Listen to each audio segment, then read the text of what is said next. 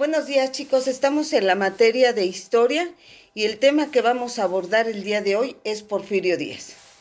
Porfirio Díaz, de origen oaxaqueño y militar de carrera, participó en los movimientos de 1871 contra Benito Juárez en lo que se conoce con el nombre del Plan de la Noria, y en 1876 junto a Lerdo de Tejada en el Plan de Tustepec. Su régimen de alguna manera brindaba estabilidad y lo podemos dividir en tres etapas, que es la instauración, la consolidación y la crisis. El lema de Porfirio Díaz era poca política y mucha administración. Esto lo resumió convirtiéndolo en una dictadura. Solo su voluntad era la que valía y se tenía que obedecer por completo. Por lo tanto, Porfirio Díaz tomaba las decisiones importantes y tanto como los diputados como los senadores tenían la obligación de obedecerlo. No tenían la libertad de poder expresar lo que eran sus ideas, algún tipo de opinión. La estructura durante este régimen era capitalista. Realizó algunos intentos para transformar a una sociedad colonial. Parte de su gabinete eran totalmente leales a él, por lo que también permanecieron durante décadas en sus cargos. Todos eran contemporáneos. Al grupo al que pertenecían se les denominaba los científicos. Esa forma de gobernar empezó a causar molestia en la población, ya que nadie tenía la oportunidad de participar en la política. Con esta impidió que los progresistas quedaran incluidos en los proyectos que tenía que realizar el gobierno.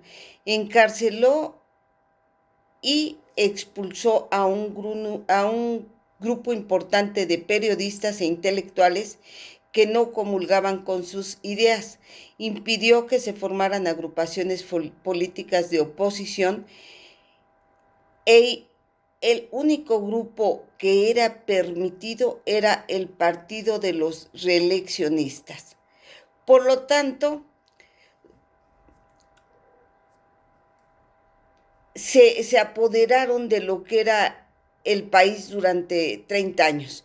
Por lo que respecta a la economía, en 10 años se equilibró el presupuesto gubernamental, quedó nivelado el ingreso con los egresos, mejoró el cobro de los impuestos, aumentó las exportaciones de los productos mexicanos. Durante ese periodo la economía fue atendida por el régimen de políticas públicas que se basaron en la reforma de las instituciones y métodos de finanzas públicas, fomentando la construcción de lo que era la infraestructura básica. Reunió una reserva de 86 millones de pesos y con ese dinero empezó a realizar obras importantes en las principales ciudades del país. Se unificó el mercado interno, se activó el crédito y las inversiones extranjeras.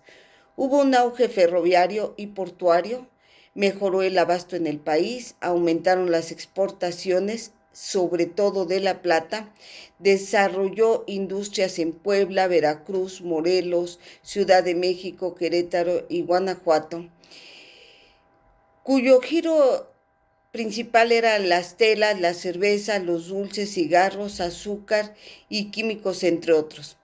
También se agudizó la concentración de la riqueza y de la tierra en pocas manos. Todo esto ocasionó conflictos sociales que se manifestaron a través de las huelgas, resistencia de diferentes grupos indígenas como son los mayas, los yaquis, los mayo, quienes defendieron su territorio con la fuerza del gobierno latifundista. En 1900 se puede decir que el país durante el periodo del porfiriato entró en una crisis derivado precisamente de estos movimientos por gente inconforme. También en ese momento hubo crisis internacionales Por otro lado, había ambición de diferentes grupos y lo que más llegó a repercutir fue la edad avanzada tanto de él como de la gente que trabajaba a su alrededor. Todos estos factores fueron de alguna manera determinantes, aunado a la rebelión que encabezó Francisco I. Madero, la falta de apoyo y el fracaso del ejército. Ante estos eventos, Porfirio Díaz se vio en la obligación de presentar su dimisión. Como ya hemos mencionado, el régimen de Porfirio Díaz se caracterizó por el progreso, también generó descontento social debido a que las clases altas, que eran quienes gozaban de los privilegios, en tanto que los obreros eran explotados y los ciudadanos tenían pocos derechos. Las acciones que tomaba el Estado eran sorpresivas, sobre todo eran controladoras, por lo que los ciudadanos plantearon un sistema distinto en el que pudieran gozar de libertad y sobre todo de oportunidades laborales. Durante 1910 estalló el movimiento que conocemos nosotros como la Revolución Mexicana, encabezada por Francisco I. Madero, que entre otras cosas, Francisco I. Madero también pertenecía a lo que era la burguesía y su familia estaba inmiscuida en lo que era las industrias. Dentro de las características del gobierno de Porfirio Díaz, podemos citar el auge económico. Su gobierno era de corte militar, centralizado, instituciones, se puede decir que en algunos casos eran corruptas, condiciones laborales infrahumanas, sobre todo en ciertos sectores, como fue Río Blanco en Veracruz y Cananea en Sonora. Durante 1900, como ya lo hemos citado, fue cuando surge el disgusto de la clase media y de la clase trabajadora. Hubo otros factores que llegaron a determinar molestia, inconformidad, que el capital, que lo que era la riqueza de nuestro país estuviera siendo explotada por manos extranjeras, sobre todo lo que son en el ámbito minero, que es donde surgen los primeros movimientos de inconformidad y donde básicamente se sientan las bases de lo que es la Revolución Mexicana. Por otra parte, don Ponciano Arriaga, que era del grupo de los intelectuales y con ideas liberales en contra de Porfirio Díaz,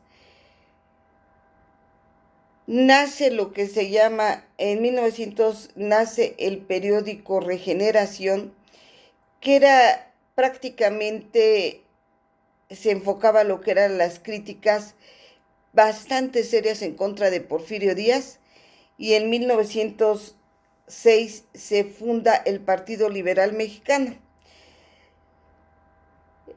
encabezado básicamente por lo que son los hermanos Flores Magón, que fueron punta de lanza para lo que es nuestro movimiento de independencia. Con todo esto, lo que podemos nosotros observar es el gran descontento por parte del mexicano, que de alguna manera trataba de salir a flote, pero las condiciones que se estaban dando en el país les impedían lograr siquiera tener lo mínimo dentro de sus hogares, que era el sustento, el techo y la vestimenta. Todo esto llevó al declive de 30 años de liderar un país por Porfirio Díaz. Que tengan excelente día.